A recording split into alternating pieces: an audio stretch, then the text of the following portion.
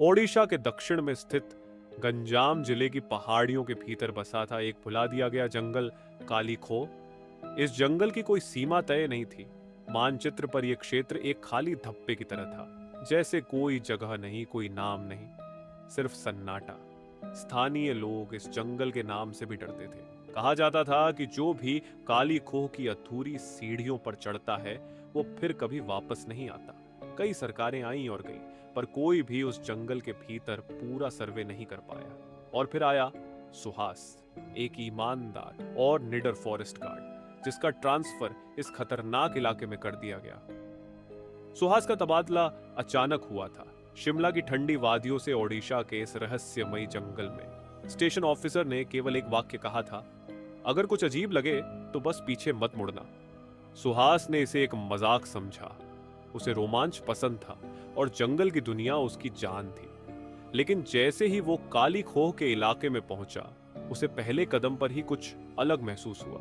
पेड़ बहुत ऊंचे थे और एक अजीब बात, कोई भी पक्षी नहीं चहचहा रहा था। झाड़ियों से गुजरते हुए उसे एक पुराना लकड़ी का गेट मिला, जिस पर लाल रंग से लिखा था, मत आना, अधूरी सीढ़ियां जाग चुकी हैं। पहली रात वो गेस्ट हाउस में अकेला था। रात करीब 1:45 पर उसकी नींद टूटी जब उसने बाहर से किसी के धीरे धीरे चलने की आवाज सुनी। दरवाजा खोलने पर दूर एक हल्की सी रोशनी दिखी। टॉर्च लेकर वो वहां पहुंचा तो उसने देखा, जंगल के बीचों बीच पत्थरों की बनी एक सीढ़ी है जो हवा में ऊपर की ओर जाती थी, पर उसका अंत कहीं नहीं था।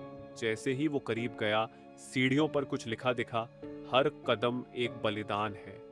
अगली सुबह एक पुरानी जीप वहां आई। उसमें से उतरी रीना, जो एक पुरातत्व विशेषज्ञ थी और तांत्रिक सभ्यताओं पर शोध कर रही थी। रीना ने बताया कि उसे कुछ ताम्रपत्र मिले हैं जिनमें काली खोह का जिक्र है, एक ऐसा स्थान जहां प्राचीन तांत्रिक धूमावती ने आत्माओं को बांधने की कला विकसित की थी। वो आत्माएं अब अधूरी हैं और उन्हें ऊपर चढ़ने के लिए कोई सीढ़ी चाहिए।